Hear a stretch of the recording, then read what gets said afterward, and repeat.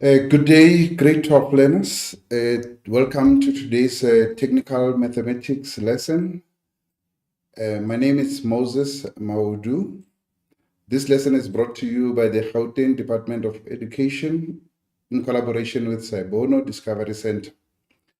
Now, today we're going to be doing the revision for paper 2.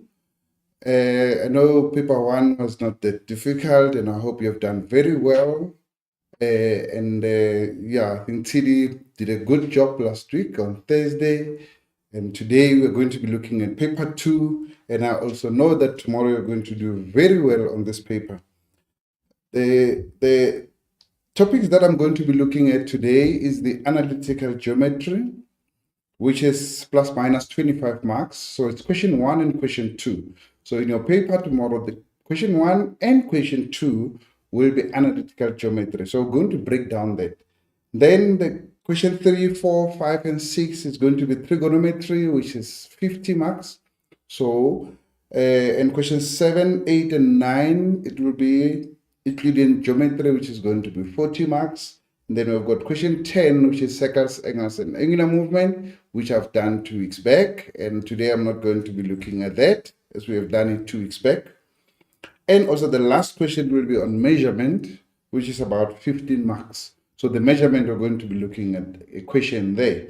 So remember, in this paper, the mark for this paper is 150 marks. And you just need 45 marks to pass. But we're not looking at the 45 marks.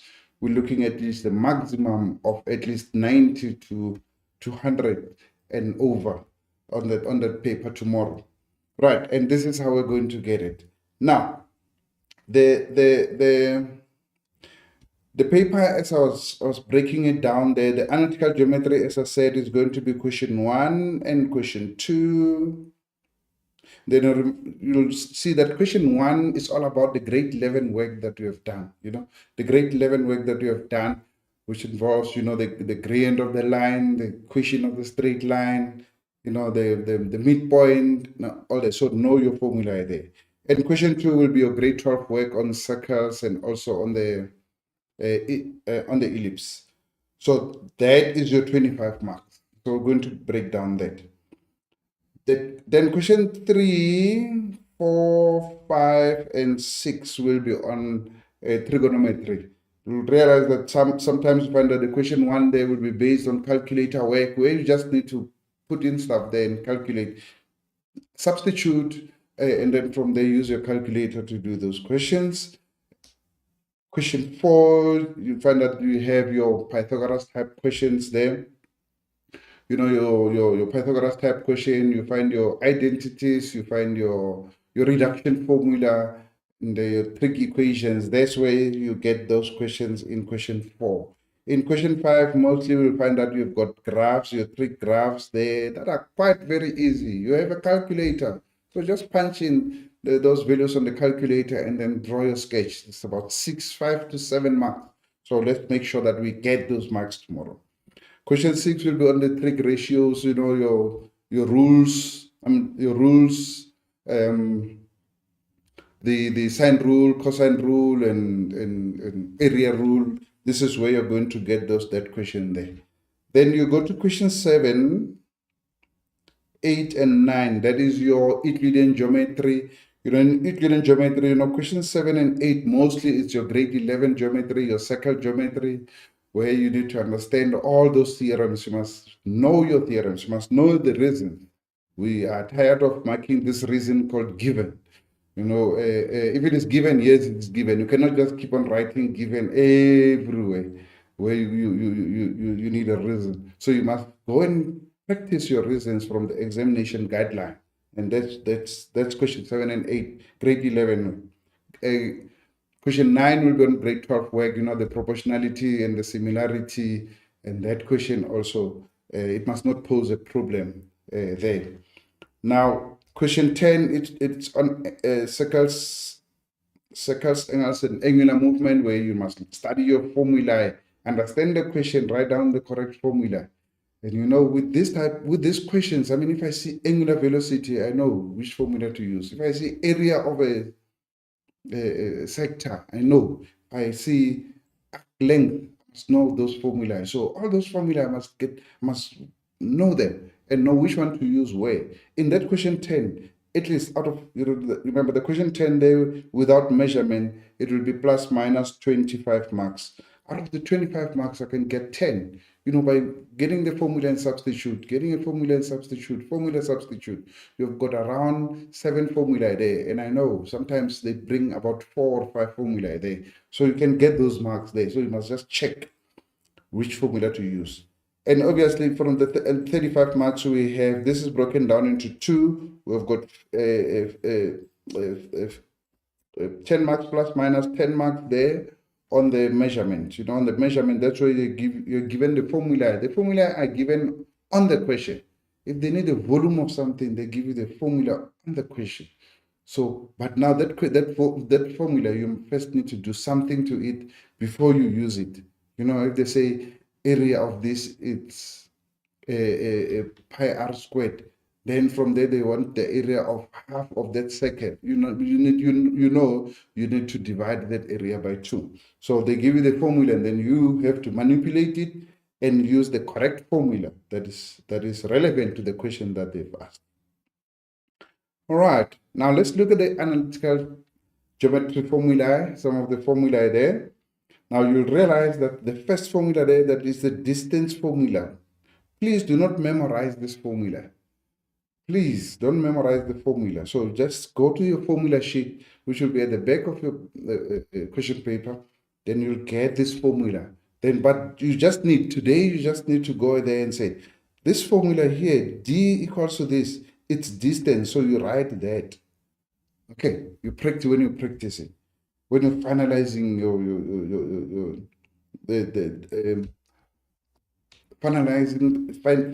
getting the final details of your question paper tomorrow. Analytical geometry, midpoint formula is there. That is how we write the midpoint formula. The gradient formula is there. You must use it correctly. The inclination, you must also use it correctly. Then your ellipse, obviously the ellipse will be in that form. So you get it in that form. That is one question that everybody must get 3 marks there. Okay, so we'll show you how we're going to do that. Now, let's look at the first question. I know you're ready. You have your pen and you've got your book there. And then you are looking at this question and saying, so many lines. How am I going to get this one right with so many lines and a story there? That is a very, very, very easy question. I've just put everything in there so that then we must know how to break it down. Now, if I look at this question, it says point A is given, point B is given there. So point A is given there. So there's a minus there. There's a minus there. Okay, so it's point -2 and -1 on that one. We've got point B, which is there, which is 3 and -3. Point C, there's A and B, no problem. D, it's -1, there's a minus there, it's a -1 and a 2. Now, this they say are vertices of a quadrilateral. So a quadrilateral is just a 4-sided figure. Nothing special, 4-sided figure. But when we have something like this, where we have AB being parallel to BC, this line here, it's parallel to that line there. See, those 2 lines are parallel, and it's a quadrilateral. Now, they say DS and SC are equal. So meaning that this line here and this line here are equal. So those 2 lines are equal. What do I know about S there? So S will be our midpoint. You see, I'm analyzing the diagram as I read the story here. BD intersect x-axis at R. So in other words, at R is our x-axis. Okay. Now, and the y-axis at P. So meaning that this is the y-axis. The equation of BD, so in other words, this equation, the equation of that line, it's given. Lovely. So now I have P as my y-intercept. And if I know my equation well, my equation is y equals to mx plus c, of which c is the y-intercept. So I already know what my y-intercept is. I'm analyzing the diagram. I've not worked out anything. So that's the one thing that you need to do. Analyze your sketch using the given information, then the questions will be quite very easy. Now they're asking what type of a quadrilateral is ABCD. You know, quadrilaterals, we have types of quadrilaterals, which is the parallelogram, the rectangle, a square, a rhombus, a kite, arrowhead. So here we have it. What do I know about this? Do I have this side equals to that and this side equals to that? No, it cannot be a parallelogram. Are all these sides equal? No, I can see they're not. So it cannot be a square and it cannot be a rhombus. So what are the other properties? Kite. What is the property of a kite? I know that the kite must have one pair of sides being parallel, and that will be a kite. So this is, sorry, a trapezium, not a kite, trapezium. So in a trapezium, what is a trapezium? We know one pair of parallel lines will be one pair here of lines will be parallel. So this line and that line are parallel, and that gives us a trapezium. So with a kite, with a kite, I must have this and that, and then I must have this side being equal to that side being equal to that, and I know that will be a kite. Okay, so I know that will be 90 degrees in a kite. You know a kite, eh? Yeah. So in August, when there's wind, we used to play with those kites. We used to make those kites and play with them. You know what a kite is. Now, trapezium, here it's a trapezium. This side and that side are parallel, so it's a trapezium. They're just asking us, what is that? Okay. The equation of BD is that. So I know the equation of this line. Now, write down the gradient of the line BD. Now, the gradient of this line BD, if I know this equation here and they say write down, I'm not working out anything. It's write down. So meaning that the answer is already there. Let me write it down. So I can see this is y equals to mx plus c. And that is a gradient. So the number that is next to x there will be my gradient. So I'm just writing it down. So my gradient will be negative 5. Oh. So that is the gradient of BD. I'm done. Okay. Now they say write down the coordinates of P. So the P coordinates, P is there. What do I know about P? They told us already that P is the y-intercept. So what? Y-intercept of what? Of this graph. So the y-intercept is the C. So there's also saying write down. Nothing to calculate. It's already there. So my y-intercept is there. Can you see how easy these things are? You read the questions and you read the statement given. The answers are there sometimes, and we tend not to do that, to see the answers. So the coordinates of point P will be, we know at this point here, the x value is 0, the y value will be 3 over 4, and I'm done. Okay, I'm just writing down. There's nothing to calculate. Okay, right. Those questions that say is write down, and you don't need to calculate anything. You just write down what the answer is. And if you look at the next question, then they say determine the size of. That's where we need to see your calculations. So determine the size of theta. So if I look at that, here is my theta. By the way, it's an inclination. So it is between the straight line and the x-axis. Can you see? That's the angle between the straight line and the x-axis, the line that has been given there. Now, how do I determine the equation, the size of the angle, which is formed between the x-axis and a straight line?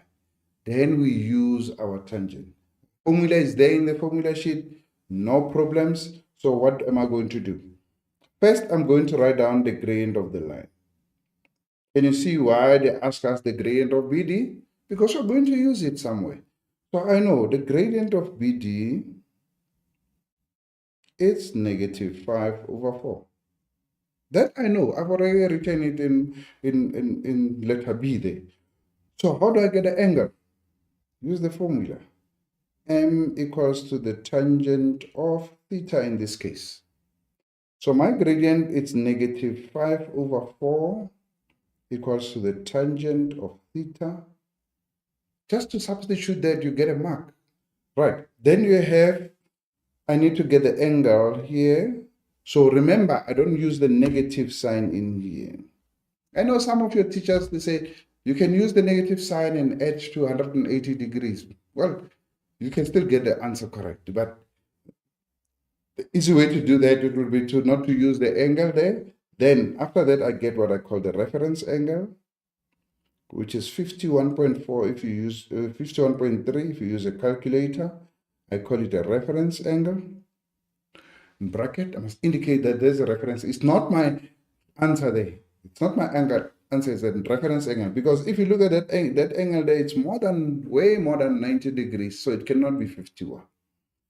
Then I can then say for my angle will be 180 degrees. Why am I using 180 degrees minus? It is because that angle is less than 180 but bigger than 90. Please don't use 90 plus. 180 degrees minus. Right? So therefore, that answer that I'm going to get is 128.7 degrees. So that angle can be 128.7 degrees. So I know that angle, no problem. Now, what do I need? So if I have that angle, I'm able to get it by using that formula. Can you see how important is that formula there? And it's there in the formula sheet. So that's where you use it. Okay. All right. E states that determine the gradient of line BC.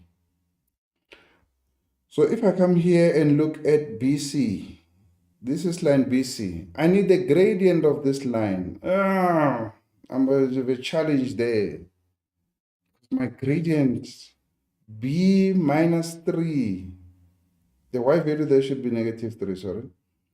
B minus 3 and A minus 3. Then how am I going to get the value of A and B? I have a challenge now. I can't even get S. It's a midpoint. It's a problem. What do you think I must do? Because I'm told that this line is parallel to that. Oh, now that's easy. First of all, what should I do? I must get the gradient of AD.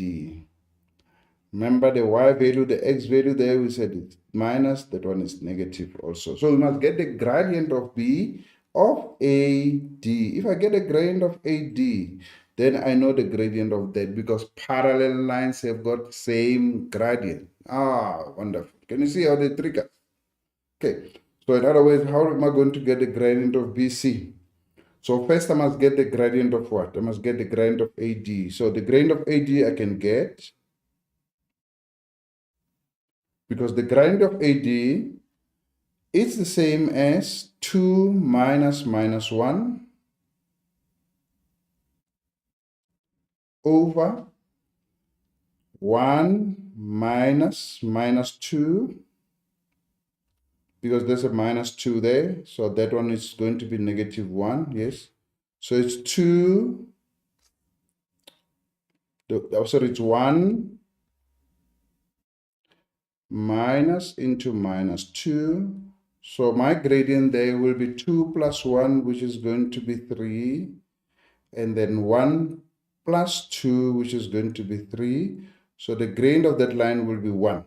How do I know I'm correct? Because the gradient of that line here, it's positive. So it's increasing. So if I get a positive 1, I know I am right. So the gradient of that line there will be positive 1.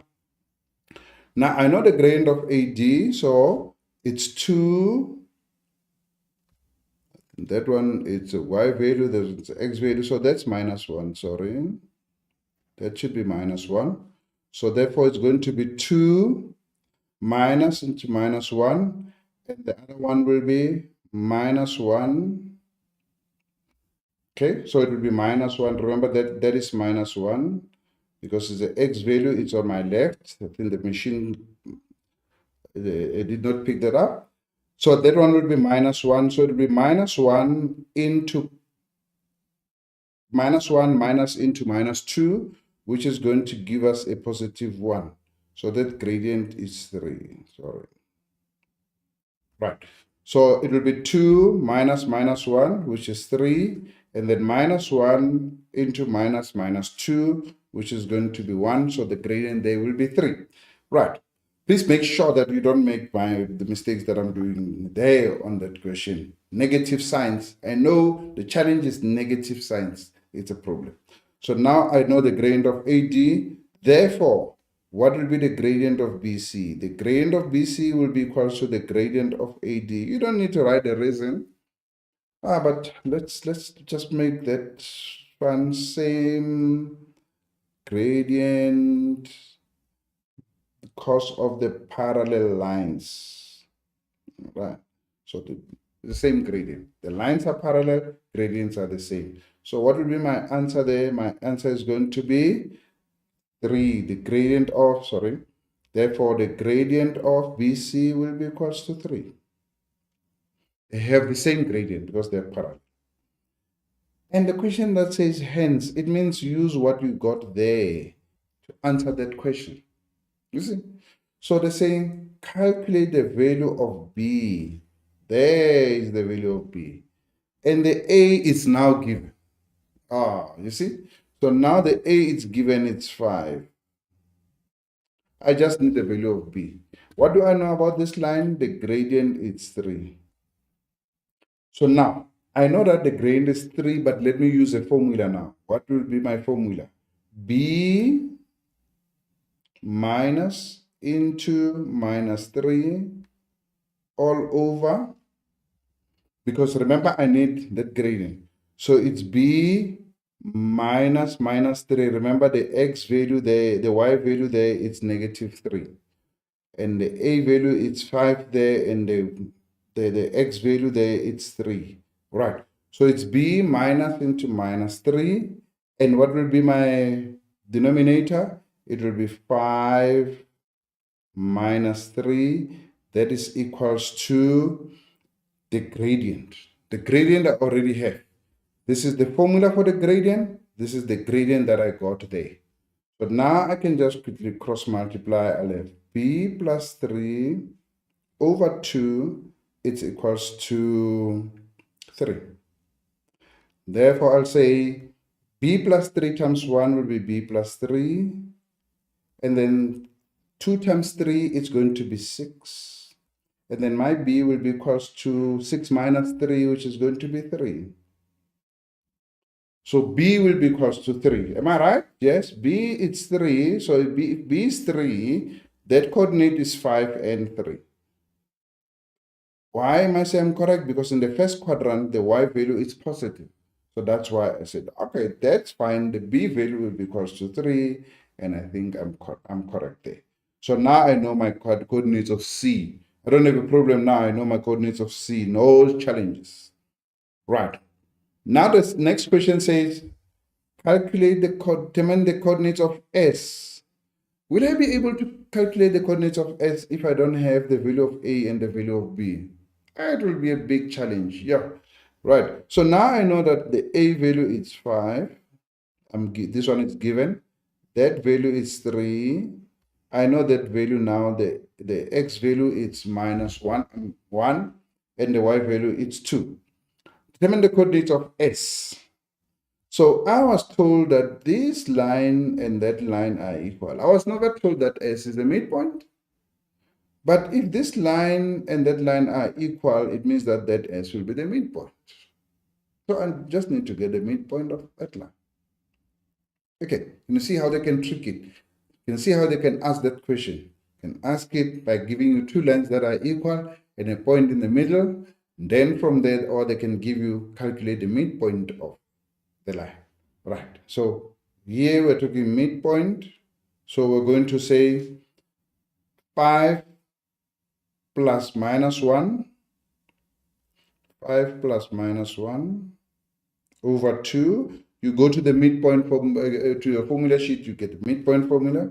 And the other one will be 3 minus 2 over 2. So now we need the coordinates of this.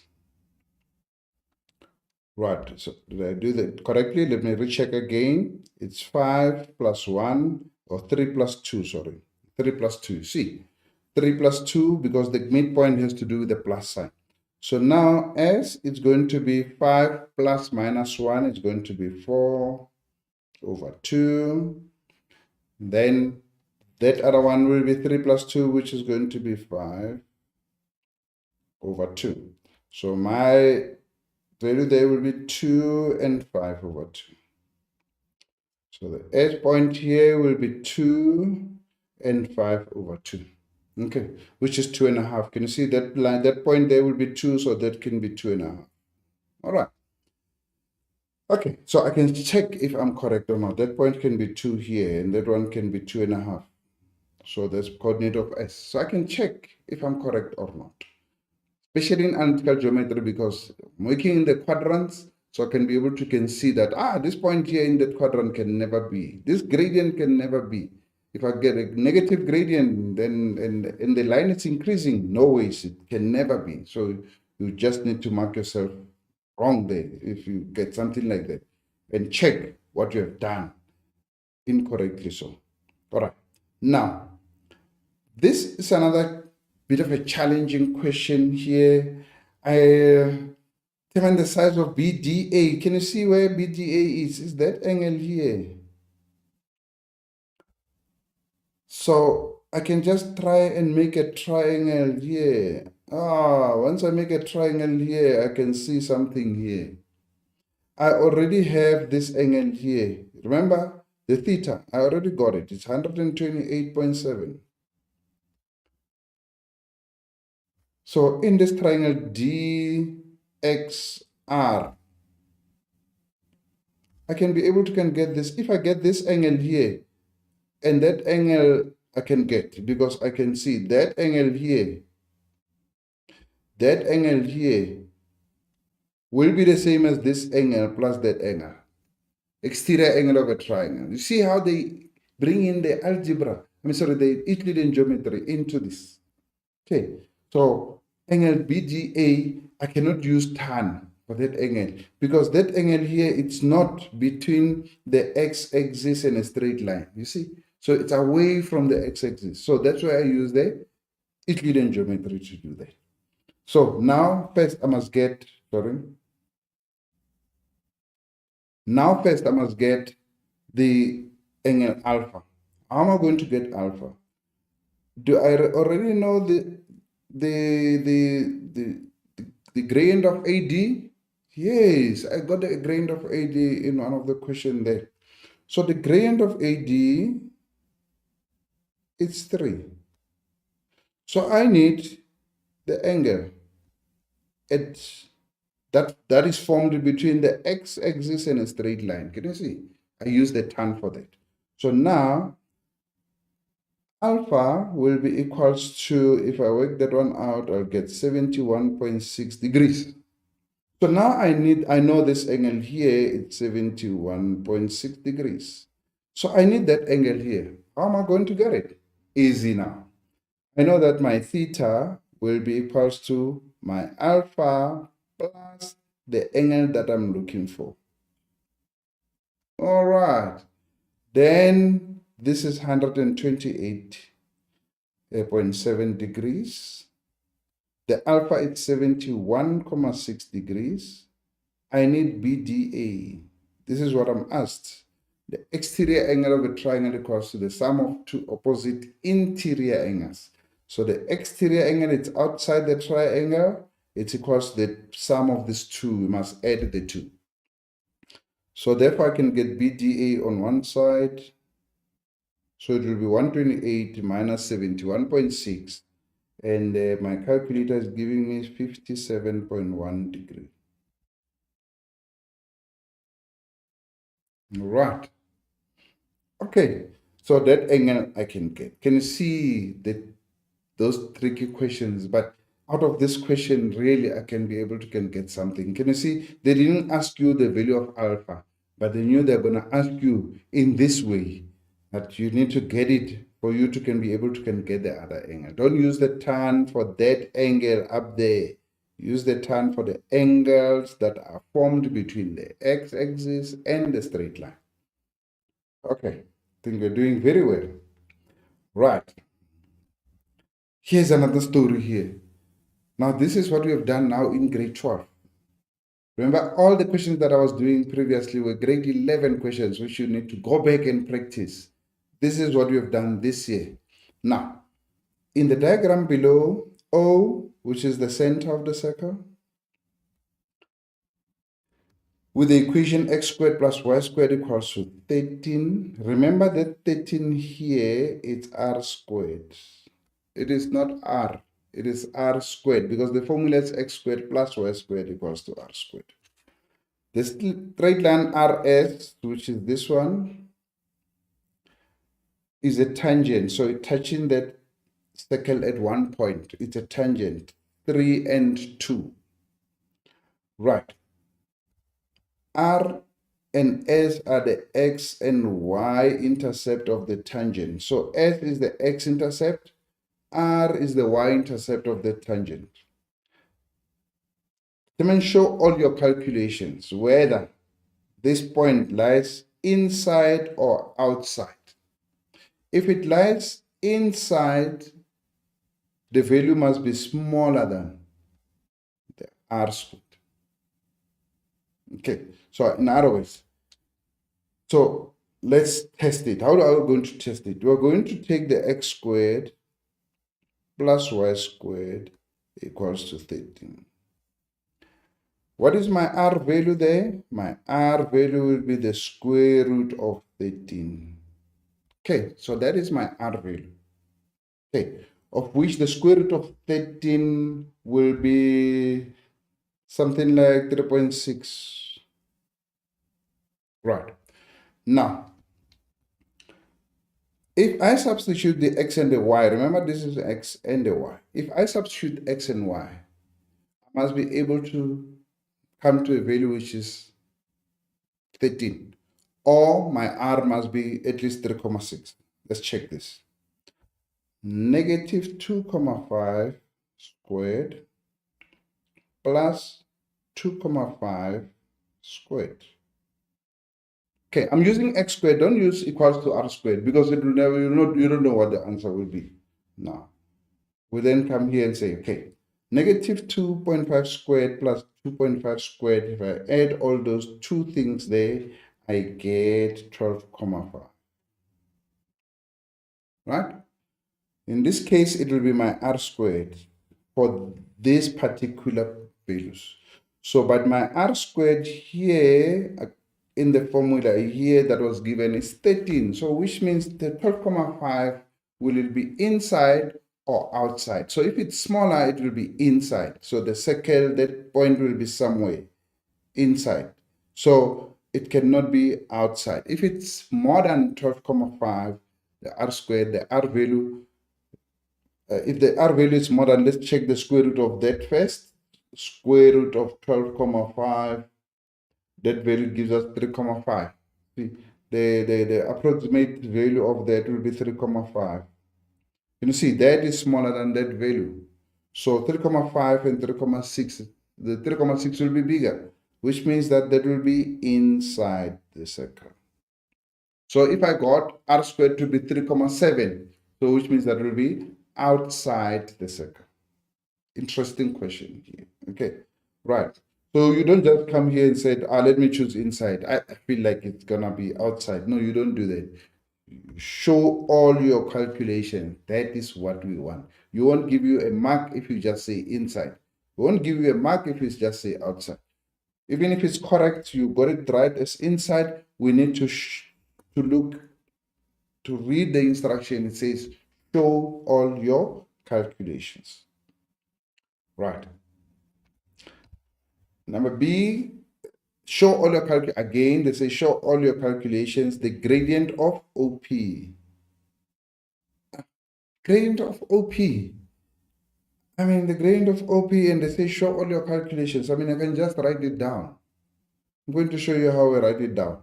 The P value there is 3 and 2. This point here, that OP has got O as origin. So if I need a gradient of OP, I'm going to say 2 minus 0 over 3 minus 0. And the answer is 2 over 3. But I can just take the yx value and the y value there. I want everybody to get this question if it comes. Everyone. Because if it's from the origin to that point here and they've given you a point, the answer will just be the y value over the x value. So I just take 2 over 3. The y value is 2, the x value is 3, and I just write that, and that is my gradient. Okay. Only when the point there is the origin. Easy way to do it. Okay. But they said, anyway, they said show all of your calculations. So it means that I need to show that, how did I get 2 over 3? So it's 2 minus 0, 3 minus 0, and then I get the gradient of OP. All right. The equation of tangent RS in the form y is equals to, so I need the equation of that line. Do I know the gradient of that line? Yes, the gradient is 2 over 3. And I've got a point here. If I know the gradient of that line, remember in Euclidean geometry, we say the gradient, the radius is perpendicular to the tangent at the point of contact. So in other words, at this point, the gradient is 90. What do I know about the gradient of two perpendicular lines? The gradient of line 1 times the gradient of line 2 is equals to -1.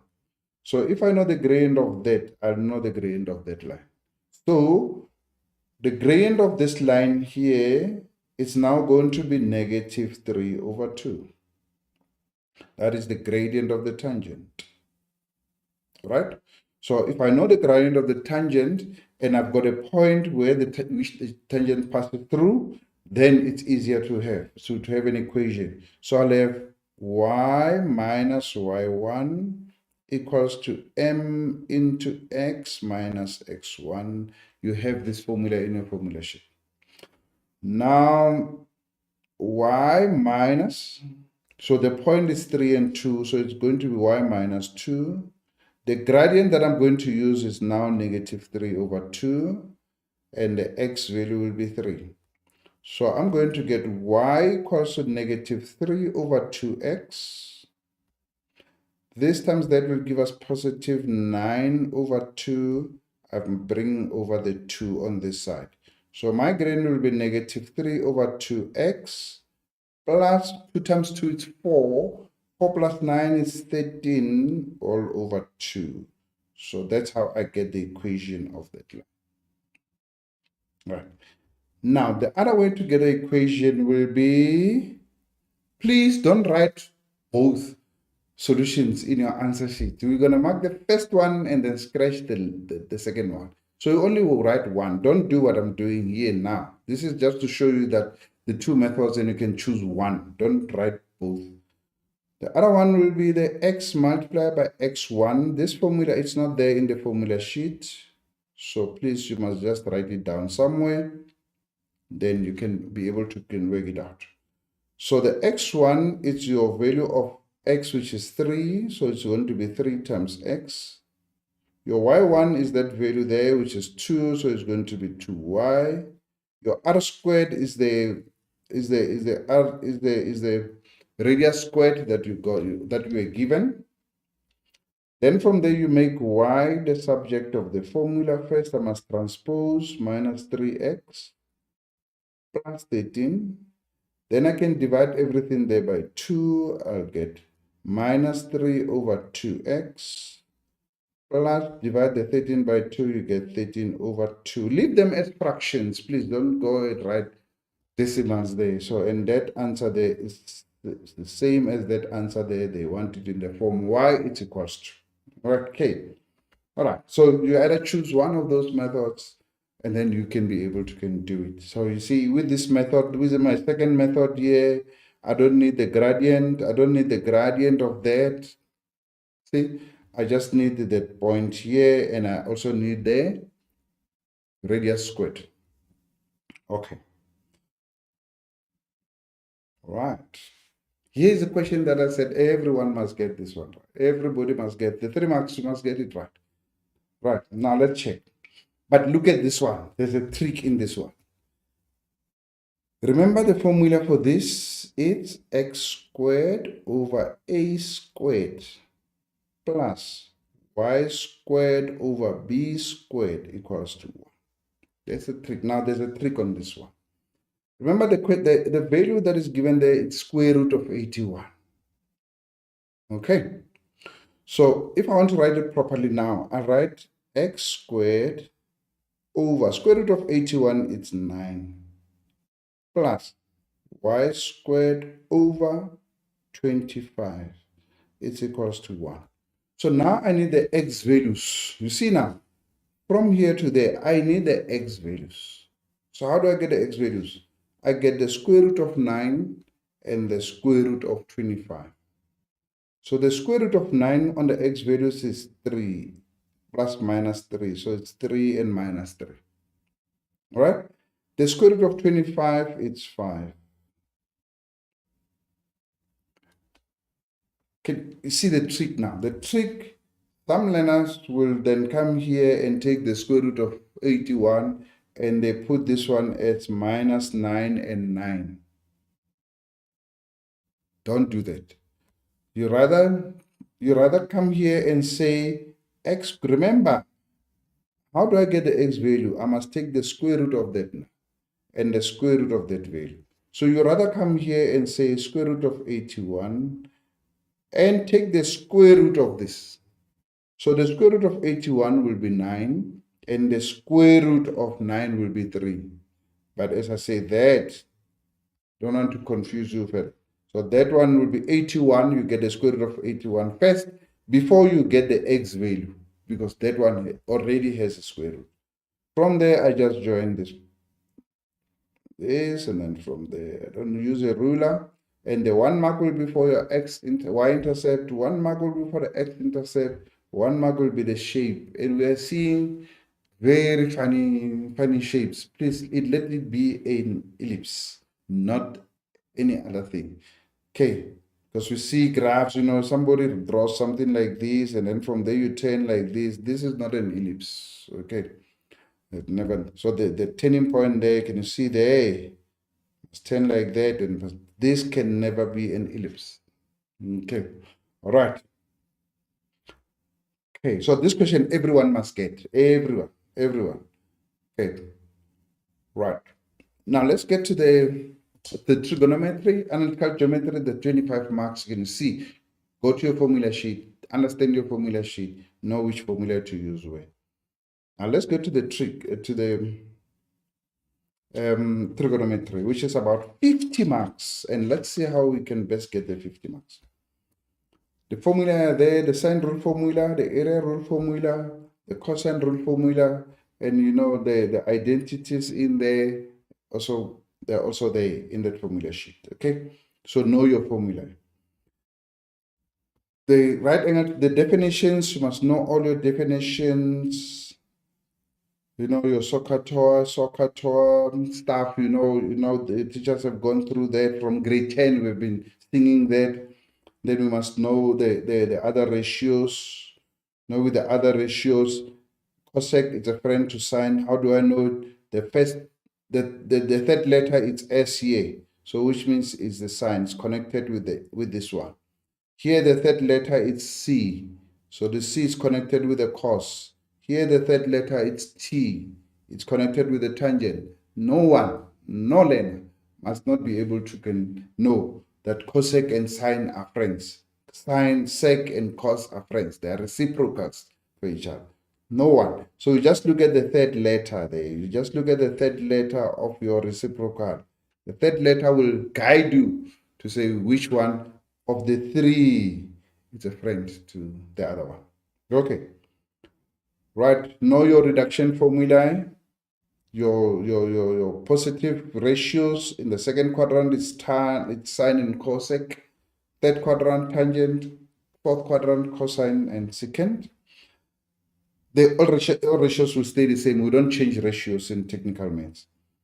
Here, the quadrants 360 plus, these are the reductions formula that we use. Those are the only reduction formula that we use. Pi is equals to 180 in the radians here and the degrees there. So when we're doing our trigonometry, we also use the degrees in there, in the radians. Let's look at the first one. Calculator work. And everyone must also get this one right. Calculator work is quite easy. I mean, we're just substituting here. There's nothing that we're doing. We're just substituting. The alpha is 123.4. You are substituting cos of 56.7. You go to your calculator, you just write down the answer from your calculator. It's 1.956. Correct to 2 decimal places, it's 1.96. And this is not degrees, guys. It's just a number. Don't write degrees in there, just a number. It's approximately because I've written it correct to 2 decimal places. With this one, what do I know? Cos sec. The third letter is C. So which means it's a French to cos. So it must be 1 over cos. So I just write it as cos of this. So here, sorry, there's the brackets in there. So now, how am I going to write that? So alpha is 123.4 minus 56.7. So I'm actually subtracting degrees there. Okay, so now I just take my calculator, put it as it is on the calculator. You get 4.99 approximately because of I've rounded that off. Okay, so the calculator works quite easy, straightforward. Just know your reciprocals, just know your calculator, how to press these numbers on your calculator. Okay, the Pythagoras type questions are also straightforward questions here, but we need to know our ratios. So in this case here, I'm given the sine of theta. Sine is y over r in a unit circle. So which means that, and this is negative. Where is the sign negative? Not in this quadrant, not in this quadrant, but in this quadrant and in this quadrant. But if I check here, they said I must start at 90 degrees and end at 270 degrees, which means that this quadrant will not work. Out of the two quadrants, where is the sign negative? So the sign is negative in the third quadrant. I draw my triangle in the third quadrant where my angle it's 3, I mean it's theta. Then, because they said use an appropriate diagram. So in this case, I know sine is y over r. So my y value is this one here. So it's -5 because r is always positive. Now they want me to get this side here, the unknown side in a triangle. See, this is a triangle, unknown side in a triangle. Pythagoras theorem will be used here. So it will be x squared, which is unknown side, plus y squared equals to r squared. My x is unknown. My y value is -5 squared. My r is 13 squared. X will be equals to plus or minus 12. Why I'm saying this? It is because the x squared will be equals to 169 minus 25, which is 144. And then my x will be plus minus 12. So plus minus 12, if I look at that side, it's on my left-hand side of 0. So therefore, my x value will be equal to -12. Because that's my answer for that. Okay. Because it's on my negative side. If it was on my positive side of 0, then I'll put it as a positive. But this side is negative, so that's fine. Now, I have this side. This side now it's 12, -12. I can now get the cos. Remember, cos will use x over r. So it will be 13 into x over r. Please don't write the cos again in the brackets. You are replacing cos theta with the ratios that you got from the sketch. This 12, the tan, it's going to be opposite over adjacent, which is going to be -5 over -12. So 13 and 13 cancels out. 12, -12, negative divided by negative is positive. 12 and 12 cancels out.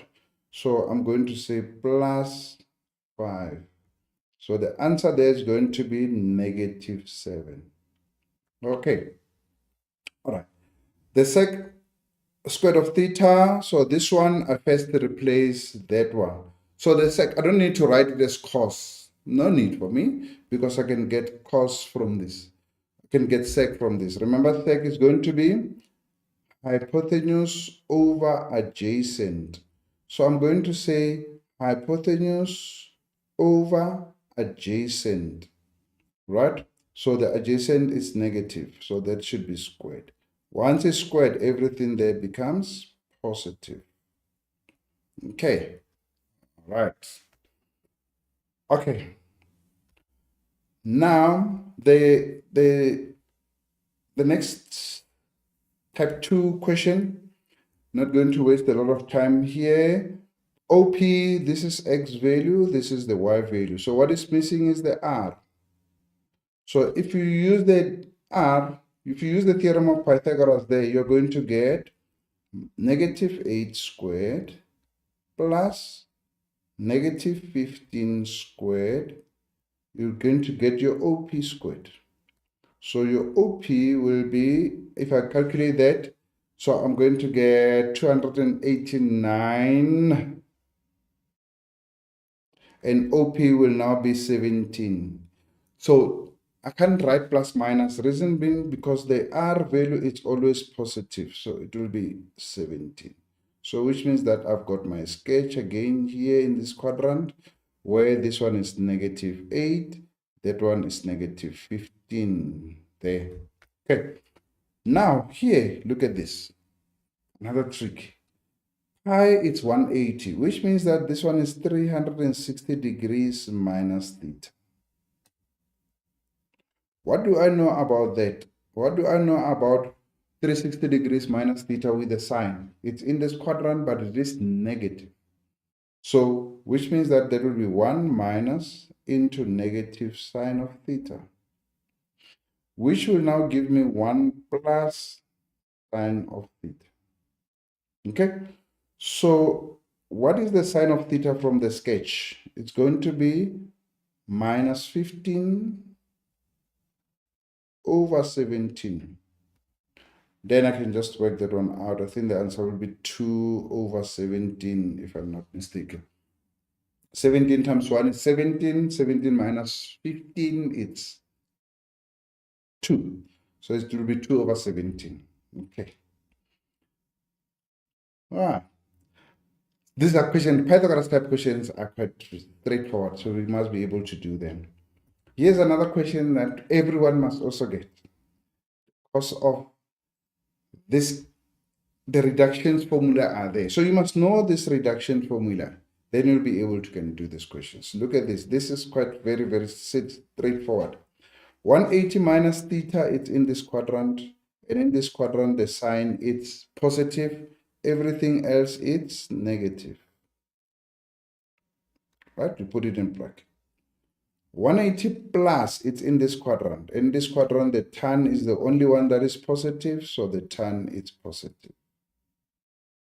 And you're getting a mark for each and every one of this. 180 minus, it's in this quadrant, and in that quadrant, sign is positive, so it will remain positive. All over. Cos 360 minus, it's in this quadrant, and cos in this quadrant, it's positive. So that will remain cos of x. All right. Sine 360, this quadrant, and sine is negative there, so I'll write negative sine x. 360 minus is in this quadrant. Tan, it's negative. All right, negative tan x. And that's it. And I get 6 marks for this. Just like that. So this diagram is very important. Now here I can see I can cancel the cos and the cos. Negative, negative, negative. So my answer will be a negative. Tan and tan can cancel out. Oh, nice. This one is nice because everything cancels out and I get -1. Okay, so you get 7 marks here out of that question. Okay, straightforward, simple. That diagram, very important. Please have it. Here now, the challenge is, first I have these things here, you see? Okay, but I already know that this is 180. This will be 180 plus times 2, which is 360. This is 180. This is 360. This is 360. So, same style. 180 minus this quadrant, sign positive. Right. Now I can see we have a cosec, so we can change cosec to sine. Okay. The third letter is S, so it means that it's a sine. So how do I change it? 1 over sine of x. Is it negative or positive? 360 minus negative. The tangent will be, I can change the tangent also, or just leave it like that. So the tangent will be tan of x. Why? Because it's in this quadrant. Plus, divide by. Sec, I can change sec. 360 minus, in this quadrant is positive. So sec and cosec are friends. So what do we have there? 1 over cos of x. And it's positive. Cos 360 minus, same thing. There, cos is positive, so I just write this as cos of x. Nice. So I can see that sine and the sine cancels out. I mean, it's like having an a multiplied by 1 over a. So the a will cancel out. What cancels out again here? It's cos and cos. What is left? Tan. At the tan, we have a negative. That's the only negative that we are having. So the answer will be negative tan of x. Leave it like that. Okay. Don't change it to sine over cos, sine x over cos x. Just leave it like that. Okay, we'll get full marks. All right. Now with the identities, we are solving. We're trying to say, is the left-hand side equals to the right-hand side? Actually, it must. We are proving, so it must. So the tan of x times cot x minus the sine x over cos x must give us cos squared x. If it doesn't give us the right-hand side, it means that there's something wrong that I've done on my left-hand side. So I cannot do them simultaneously. So let me first do the left-hand side, because once you do it simultaneously, the dangers here will be you'll try to transpose and everything becomes wrong. Okay, let's take this. Now, tan of x, we can just leave it like that. There's so many ways to do it. So you can either change it to sine over cos and yeah. So tan x, cot x, I know it's 1 over tan of x minus sine of x. I can change that one to 1 over sine. But it's not looking very good. Tan x and tan x cancels out. I'll have 1 minus. This thing, I don't like it like that. So I'd rather write it as sine x over 1 divided by 1 over sine x. So once I have that, I can change it to sine x over 1. Remember, when we multiply, we just turn this one upside down. Then we have this. So sine x times sine x will give me sine squared of x. Oh, okay. So this thing here is the same thing as that. So I can just write sine squared of x. Now I love it. Sine squared of x equals to this. Love it. 1 minus sine squared. 1 minus sine squared. It's equals to cos squared. So here I'm going to write cos squared. Is it the same as this one? Yes, so that's the same as the right-hand side. I love identities because play around with them. You know, I can change that one, I can change that, and can change this one, so I can play around with it. Okay, right. That's a lovely one. The next one is a bit of a challenge. This one is a bit of a challenge. Please pay attention for this one. Now with this one here, you know, both sides are a bit complicated, you know, cos, cosec, and all that. I just want them to be sine and cos, and yeah. So, but let me start with the left-hand side. So the cot of x, I can change it to cos x over sine x. Tan x, I can change it to sine x over cos x. Then I can see I have the LCM of sine x and cos x, right? So sine x here goes cos x, and then I can multiply that one on top. Cos x here goes sine x, I can multiply that one on top. But I can see I have cos squared x plus sine squared x, which is 1 over sine x cos x. Oh, now I can see getting somewhere. Now this one is left-hand side. Let me check the right-hand side. It's either I can check the right-hand side, or I can just split these two and write them separately. I'll still get there. But let me check the right-hand side. The right-hand side is 1 over sine x. Multiply by 1 over cos x. Multiply them together. 1 times 1 is 1 over sine x cos x. And this is the same as the right-hand side. Oh, sorry, the left-hand side. So they're the same. Can you see that?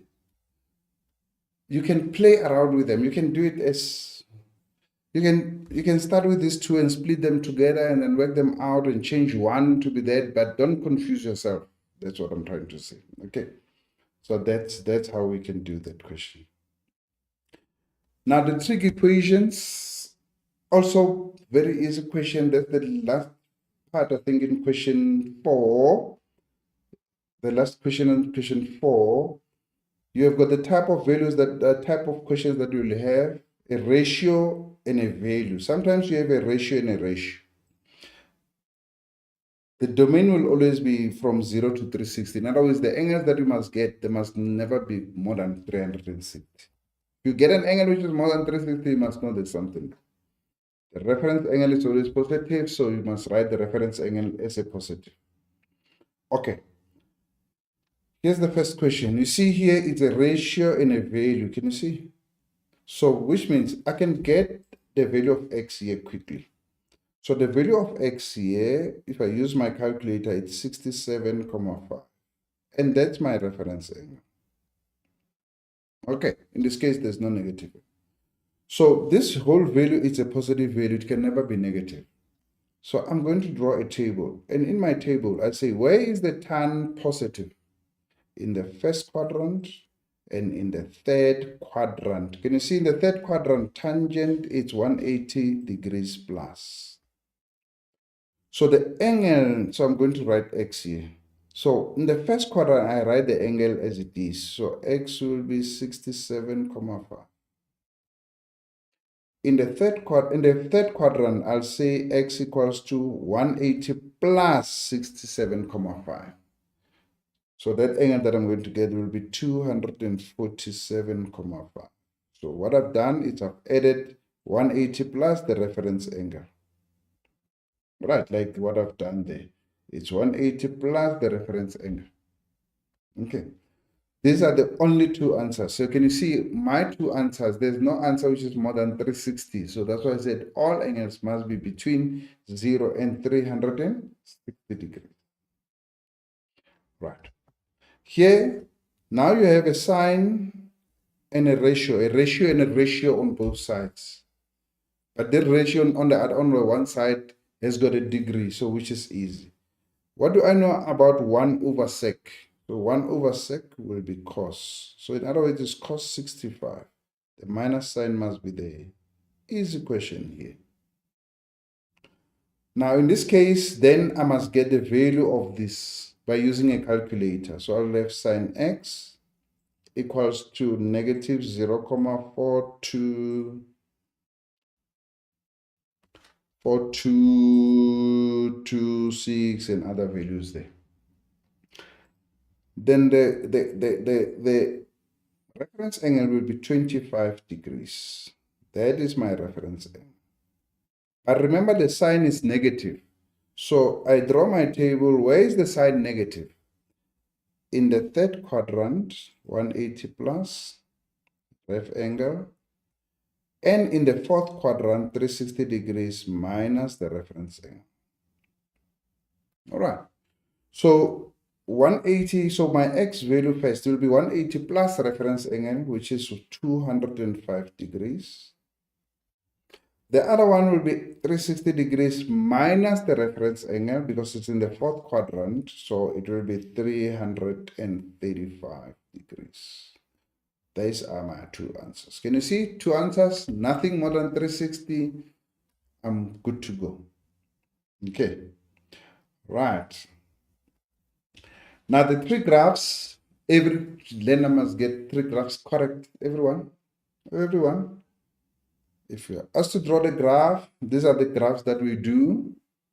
If you're asked to draw the graph, that will be quite very easy. Now look at the first questions here. Write down the period of f. Now the f is a tangent graph. Okay.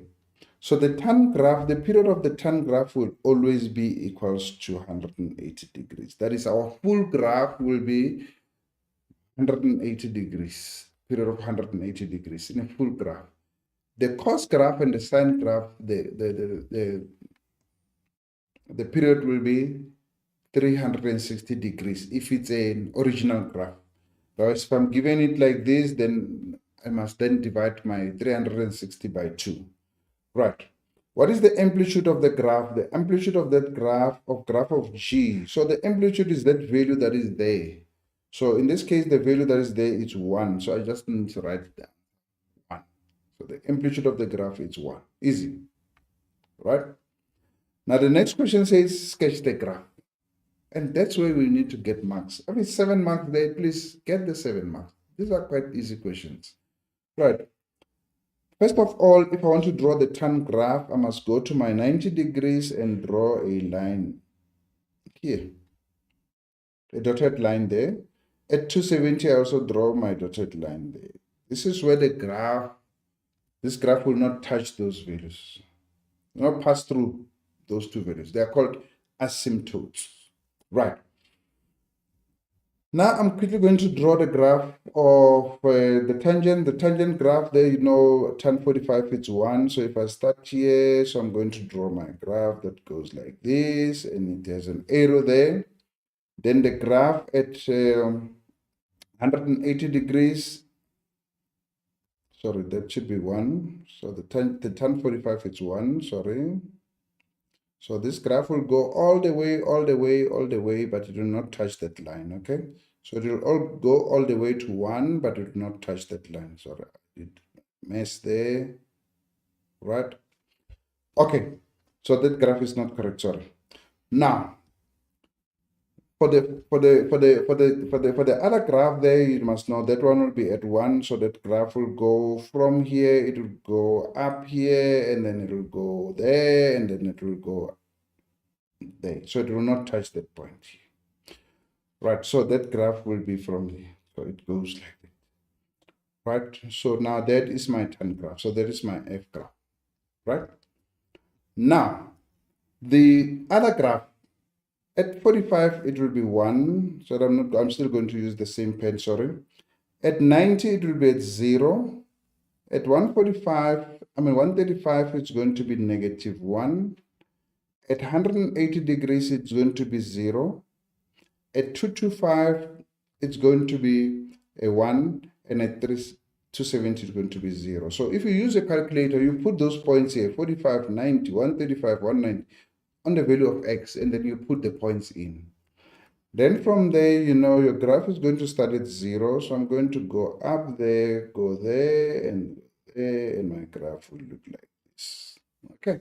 So it's up to 360 degrees.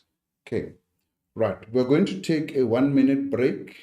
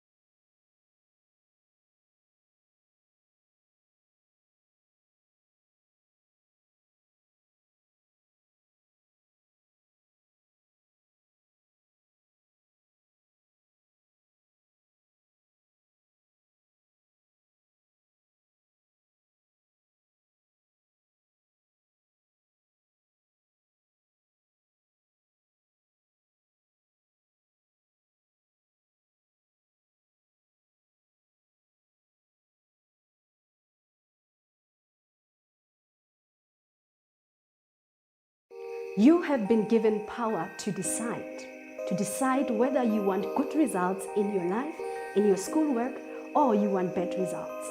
As Tony Robbins said, it is in the moment of your decision that your destiny is shaped.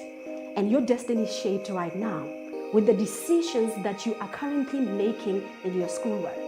So decide whether you want to be an A student and start working on it, because there is power inside of you. The infinite power is inside of you, and the time you decide to tap in that power, you will become who you want to become in your schoolwork.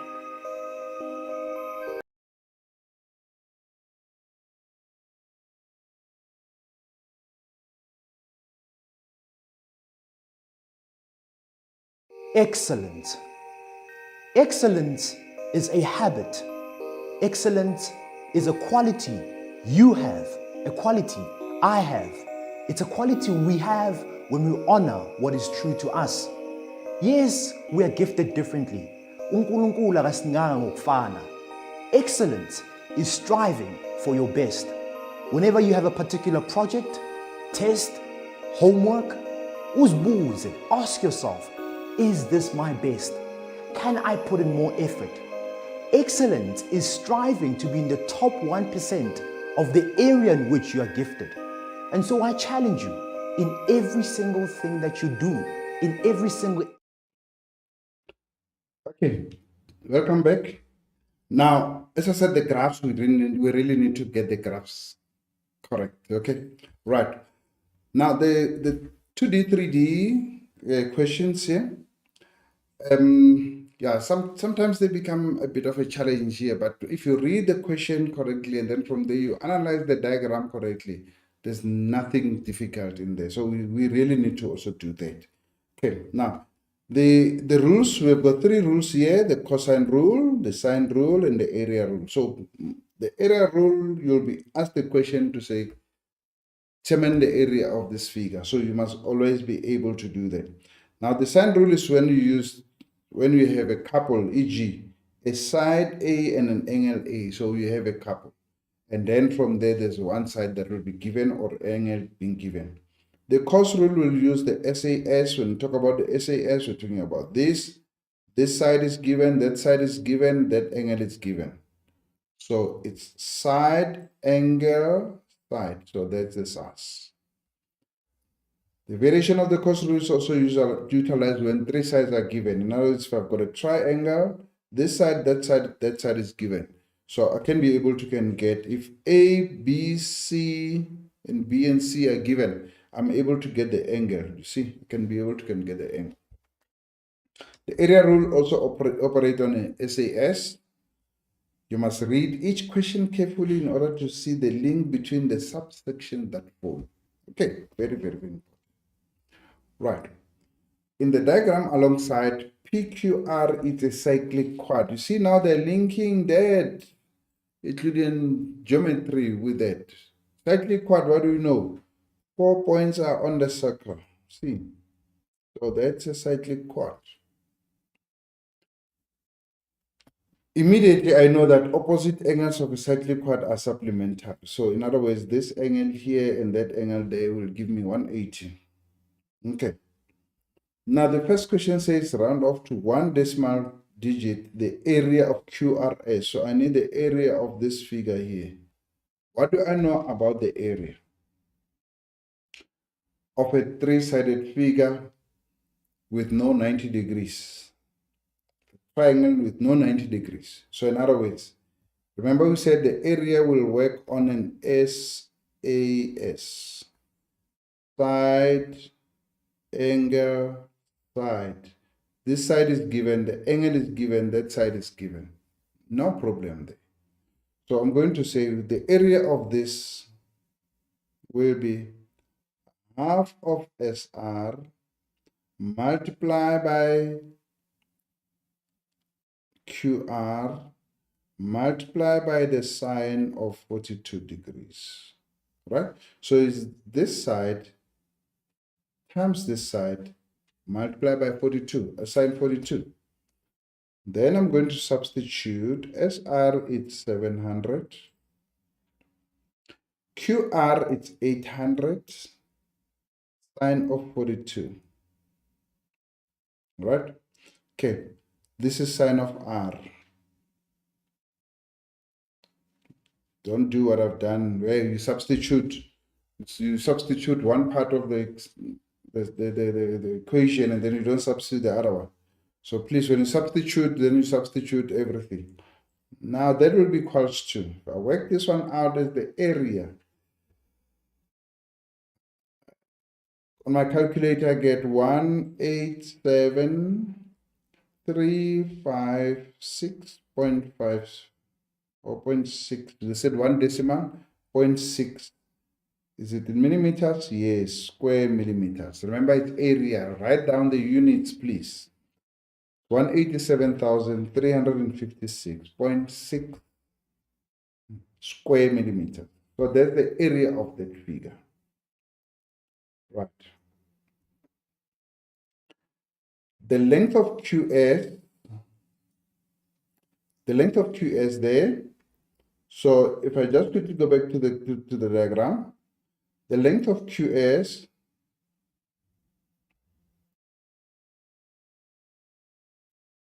okay, let's quickly go back to the length of QS. So the length of QS, that length here. So if I'm given this angle here and I'm given this side and that side, I'm looking for the length of QS. I can use the cos rule. Remember, cos rule works with works with SAS. So QS, how am I going to get that? So I'm going to say QS squared, it's equals to. So the length I have, so it's 700 squared plus 800 squared minus 2 times 700 multiplied by 800. And that will be cos. Remember, now we're going to use the cos, not the sine. So the cos of 42 degrees. Remember, it's QS squared. So the answer that I'm getting, I need to take the square root of that answer. 677.8 square millimeters. Right? So then I must take the square root to get the length of QH because that's what I'm looking for. So the length of QH will be the square root of this value, which then gives me 545.6 square, millimeters. So that answer will be in millimeters. Okay. Right. the size of P with a reason. Now, first of all, P, if you remember with P, it's an angle that is opposite the 42. So which means my P will be equals angle P will be 180 degrees minus 42 degrees. Then the reason will be opposite angles of a cyclic quad. I'm given that this is a cyclic quad, right? Supplemented, right? So they add up to 180 degrees. So I know the reason there. So my angle P will be 138 degrees. Okay, right. Now, the length of PS, I know that this is 138. I know that this one is 545.6 millimeters. So now I'm looking for the length of PS. So PS is that line there. So do I have a couple? Yes, I do have a couple. 138 and this, it's a couple. These are couples. So this one and that are couples. But I don't know what is the length of that side. This is what I'm looking for. So I can use the sine rule because I've got a couple. So I'm going to say PS over sine of 35 equals to a QS, which is how much? I have QS. QS, yes, we have QS, sorry. QS, we have it. It's 545.6 just all over the sine of 138. Right? So PS make the subject of the formula will give us sine of 35 multiplied by 545.6 all divided by sine of 138. PS will be equals to, if I use my calculator in there, so I get PS will be 467.7. Remember they said all this correct to one decimal place. You must read the questions. No? Okay, on that question, I think it's one correct to one decimal place. Okay, right. So PS, we have the value of PS, the length of PS we have, the length of QS we have, you have that angle. Then we can get that angle if they want it. But for now, I don't think they want that angle. Okay, so these questions, if you read the questions correctly and apply the two theorems that. So remember, sometimes they might give you a 90 degrees. So you must check. If there's 90 degrees, use the normal ratios that you use. Sine X is Y over R or whatever side is given. Okay. Now the trick is done. So that trick is 100, it's 50 marks. So out of the 50 marks, we really need to work very hard and understand all the reduction formula and what the question wants. And then from there, you can answer those questions when you practice. Now in Euclidean geometry, it's plus minus 40 marks. I'm just going to do one activity on that. In the diagram, MON is the diameter. You see, once I'm given something, I must highlight it on my diagram.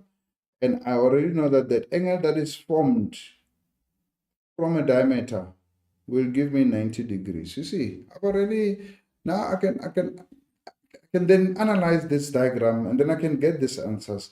I already know that if MON is the diameter and this is the center, this means that this line and that line and that line will be equal because they are radii, isn't it? I'm given that this angle is 55, which means that if this angle is 55, that angle here that is formed here will also be 55. E1 and E2. Reason being, because these angles are angles opposite equal sides, so they're diameter, so they're fine. So O2, already I can get O2 because if this is 55, that's 55, that's an exterior angle of that triangle. So O2 will be 110 degrees. Okay, what will be the reason for O2 to be 110? It will be an exterior angle of a triangle. Obviously, you'll have first got that angle and said this angle and that angle are angles opposite equal sides. Okay. So therefore, and then from there you can write O2 to be 110. I'm doing it on the sketch quickly. Right. What is the reason for MEN? Men. We have already talked about this one. MEN is 90 degrees. The reason is angle subtended by the diameter. Subtended by the diameter. Or I can write angle in a semicircle, because that will be an angle in a semicircle if that is a diameter. Okay. What is the value of n? The value of n here, I already know that this one is 55 degrees. It's given. So if this is 90 and that is 55, what is this angle here? It will be 35. So what is the reason for that to be 35? Sum of angles in a triangle. Sum of angles in a triangle. Which triangle am I talking about? MEN is the triangle I'm talking about. Okay. Now, obviously the angle S there, I can get it also. It's 35 degrees. How would I know that that one will be 35? This angle is 35 and that angle is 35. So therefore, angle S will also be equals to 35 degrees. And that is in the next diagram. S, it's 35 degrees. How do I know? This is 35. That will be 35. This angle here, it's not bow tie, but it is angles in the same segment. In the same segment. Right. So angles in the same segment are equal. So I know that. So there are other ways of doing it. I know that this is 110. This line and that line are equal, and therefore those two will be equal. Okay. All right. The last question that we're going to be looking at is measurement. Also very quite easy questions also to do. I mean, first of all, use trigonometric methods. In other words, I'm having a triangle here. You can see I'm having a right angle triangle. The R value is not given. The H value is given here. It's 9. So you have gone this side, that side, and this side, but the angle is given. So which ratio uses opposite over adjacent? It's tangent.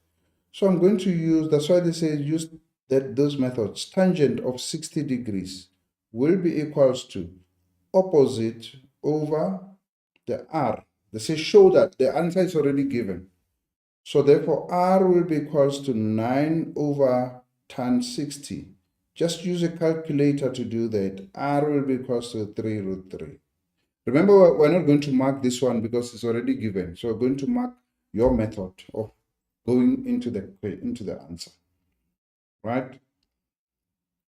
At B, it says calculate the volume of water that will be in there. The formula, you see, the formula is given.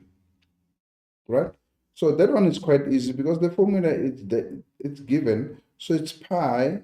Already I know R is 3 root 3 all squared. The H it's 9. I got it. I was given that. So what is the volume of that? So the volume, you just write down the volume. That's 49.97. And this is in centimeter. It's cubic centimeter. Okay. Right. So all this is given.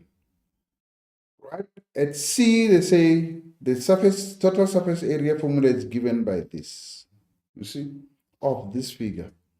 So where S is the slant height. So how am I going to get the first? I must get the S. So calculate the value of S where this is given. So how do I calculate? Theorem of Pythagoras.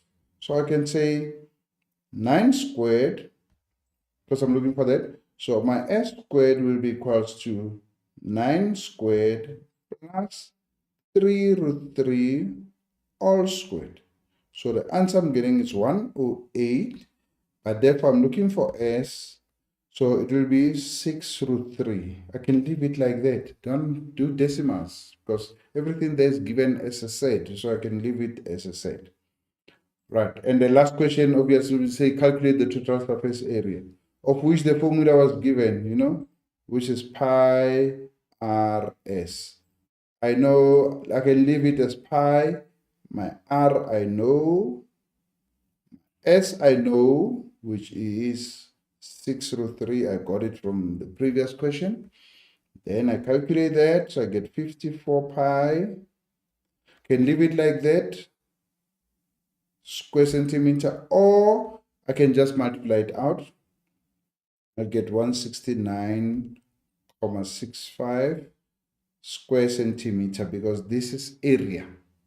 Okay, so these are questions that you're going to get in the exam tomorrow. These are basic questions that are going to be getting tomorrow. So please just stay focused on the paper and do in the first hour, what you can be able to can do. In the second hour, then you can go back to some of the questions that were giving you challenges in the final hour, and then you just go to those questions that are also giving you challenges. So first hour, you're going to go to those questions that can make you pass. In the second and the third hour, you go to those questions that gives you challenges. And with that, I'd like to say good luck for tomorrow's paper, and thank you so much.